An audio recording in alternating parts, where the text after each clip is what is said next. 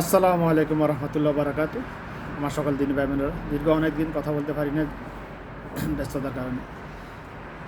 আজকে কথা বলবো আমল কি, কোনটা আমল। এক কথা আমল কি, কোনটা আমল, এটা বলতে গেলে বলা হয় থাকে, এটাই বলতে হয় যে কাজের বিনিময় একমাত্র আল্লাহ পাকের কাছ থেকে পাওয়ার আশা করা হয়, সেটাই আমল। সেটা হতে পারে সালাত, সিয়াম, জিহাদ, আত্মীয়তার সম্পর্ক রক্ষা করা, মা বাবার হক আদায় করা, স্ত্রী সন্তানের হক আদায় করা, পাড়া প্রতিবেশীর সাথে সুসম্পর্ক বজায় রাখা, ওদের হক আদায় করা, রক্ত সম্পর্ক রক্ষা করা,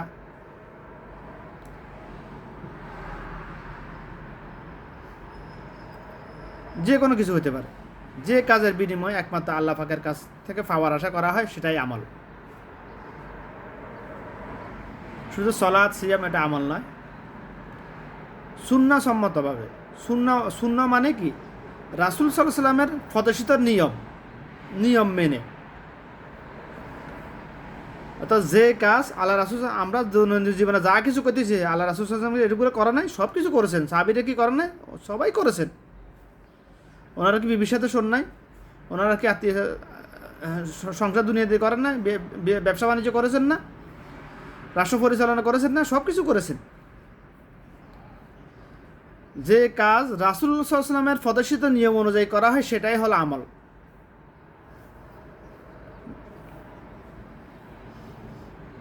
শুধু দান সৎকার করা আমল নয়, শুধু সলাৎ কায়েম করা, সিয়াম পালন করা আমল নয়। আপনি সুন্নাহ সম্মতভাবে যদি বিবির সাথে শুয়ে থাকেন, সেটাও আমল। তবে নিজের বিবি, অন্যের বিবি নয়, নাউজুবিল্লাহ। আপনি মা বাবার জন্য যা ব্যয় করবেন, যদি আপনি জানেন আমি মা বাবার জন্য যা কিছু ব্যয় করবো, এটা আমি আখিরাতে পাবো, আল্লাহ পাকের কাছ থেকে এটা বিনিময়ে পাবো ইনশাআল্লাহ, সেটাও আমল। তাহলে আপনি কখনো হিসাব করবেন না আপনার 4 ভাই 6 ভাই ও করতেছেন আমি কেন করবো, ও করতেছেন আমি কেন করবো, ও এত টাকা দিল আমি কেন বেশি দেবো, এটা হিসাব করবেন না। কথাটা বলা সহজ, করা কঠিন হলেও কিন্তু করতে হবে, যদি আপনি বিনিময় আল্লাহর কাছে পেতে চান, যদি আপনি প্র্যাকটিক্যাল মুসলমান হয়ে থাকেন। আমরা সবাই মুখে মুসলমান, হিন্দু খ্রিস্টান বৌদ্ধ ইহুদি সবাই মুখে মুসলমান সবাই, তবে প্র্যাকটিক্যাল মুসলমান নয়। মৌলুদ মেন মুসলিম লেকিন মা মুসলিম।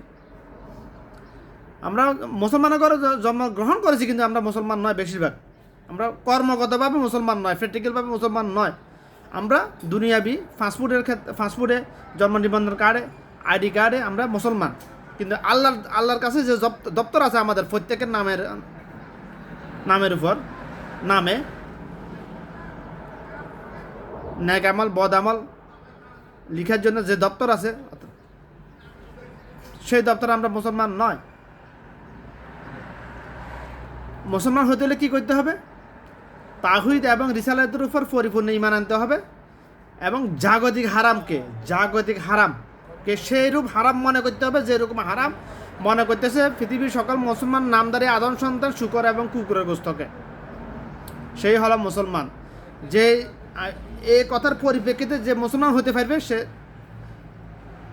ইদখল জান্নাত ইনশাআল্লাহ।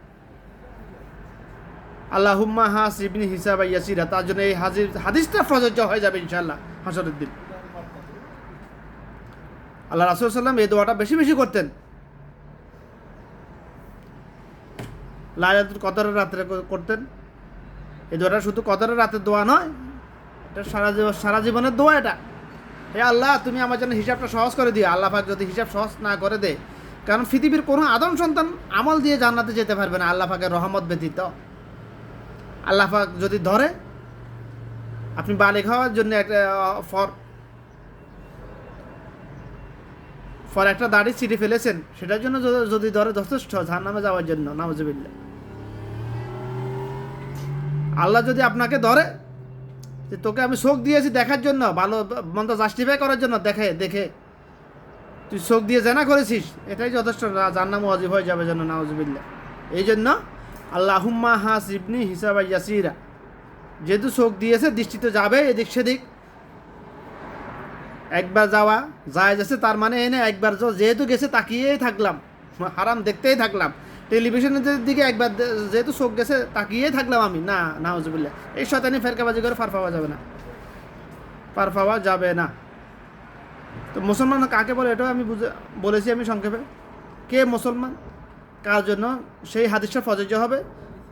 আল্লাহুম্মা হাসিবনি হিসাবা ইয়াসিরা, এই হাদিসটা যার জন্য প্রযোজ্য, কার জন্য প্রযোজ্য হবে? যে মুসলমান, ফেটিক্যাল মুসলমান।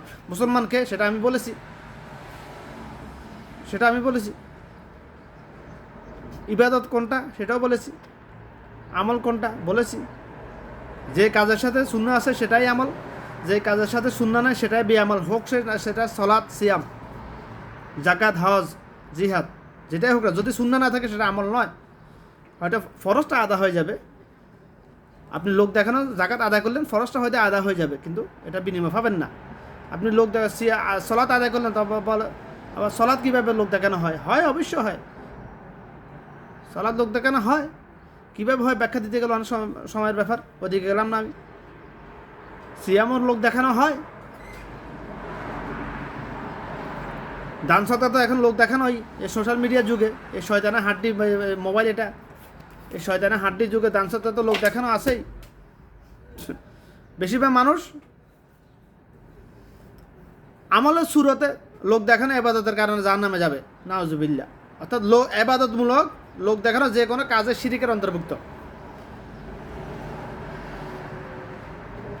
শিরিক শুধু মা কালীর পূজা করলে, শিবের পূজা করলে, শিবলিঙ্গের পূজা করলে, মহাদেবের পূজা করলে শিরিক হয় না। শিরিক আমাদের কথার মাধ্যমে, আমার বাংলাদেশের মানুষের কথায় কথায় শিরিকের বিদাত, নাউজুবিল্লাহ। এটার জন্য ধর্ম ব্যবসায়ীরা দায়ী, সাধারণ মানুষের প্রদভষ্ট করে রাখার জন্য শিক্ষা ব্যবস্থার মধ্যে উল্টাপাল্টা করে, সব উলটপাল করে রেখেছে, ওয়াজ করে সব উল্টাপাল্টা। হাদিসের ব্যাখ্যা জানে না, হাদিস জানে মুখস্থ কিন্তু ব্যাখ্যা জানে না, হাদিসের তাকিক জানে না, জানার চেষ্টাই করে না, এই জন্য জানে না। এলেমের ব্যাপারে একটা বিষয় কথা, এলেম, যে এলেম গ্রহণ করার চেষ্টা করবে, নিয়ত করবে, সে প্রতিনিয়ত এলেম গ্রহণ করছে, তার কাছে এলেম আসতে থাকবে, গায়বী এলেম আল্লাহ পাকের পক্ষ থেকে তার কাছে এলেম আসতেই থাকবে। তো আমাদের দেশের ধর্ম ব্যবসায়ীরা, ওরা ধর্ম ব্যবসা জমজমাট, ধর্ম ব্যবসা নিয়ে ব্যস্ত, এই জন্য তারা শুধু ফেরকাবাজি ফেতনাবাজি নিয়ে ব্যস্ত। এই জন্য শুধু এলেম মুখস্থ বিদ্যা থাকলে হবে না, শুধু মুখস্থ বিদ্যা দিয়ে দিন কায়েম করা যায় না। দিন কায়েম করতে হলে, দিন প্রচার করতে হলে মুখস্থ বিদ্যার সাথে সাথে প্র্যাকটিক্যাল জ্ঞান থাকতে হবে। সময় এবং অবস্থানের পরিপ্রেক্ষিতে হাদিসের ব্যাখ্যা ভিন্ন ভিন্ন হয়। যেরকম কোরআন মাজিদের একটি আয়াতের আগে পরে কোন আয়াতের, একটি শব্দের আগে পরে কোন শব্দ আছে, এটার উপর ভিত্তি করে শব্দের অর্থ ভিন্ন ভিন্ন হয়।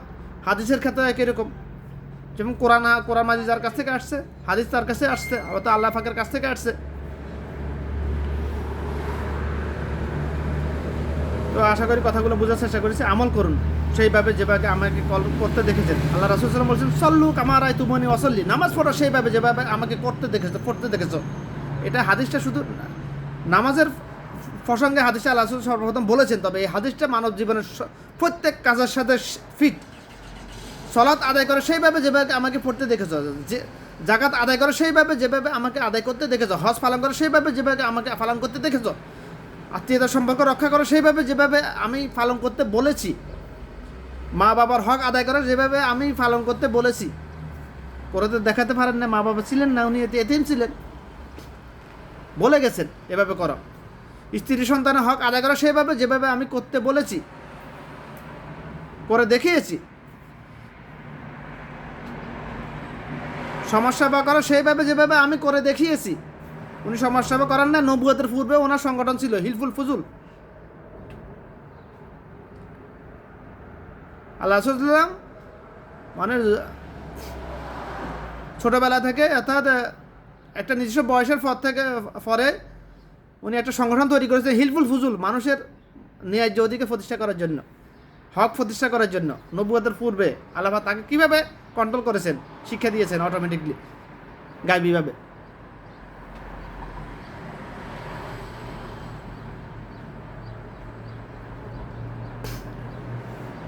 তো সেই মুসলমান যে হাদিসের উপর পরিপূর্ণ ঈমান আনতে পারবে এবং আমল করতে পারবে, সল্লু কামা রাআইতুমুনি ওয়াসাল্লি, তার জন্য জান্নাত সহজ হয়ে যাবে ইনশাআল্লাহ, হাসর সহজ, মিজান সহজ হয়ে যাবে ইনশাআল্লাহ। তো আশা করি কথাগুলো বোঝার চেষ্টা করবেন ইনশাআল্লাহ। কথা বলতে গেলে কথার মাঝে হয়তো দু একটা শব্দ এদিক সেদিক হইতে পারে, এগুলো নিয়ে কেউ ফেরকাবাজি করবেন না, তাতে করলে ধরা হয়ে যাবেন। আমি কথা বলতেছি আপনাদের, যেটা আমি সহি শুদ্ধ জেনেছি সহি হাদিস থেকে, ওটা আমি আপনাদের সামনে উপস্থাপন করার চেষ্টা করছি, এতটুকুই।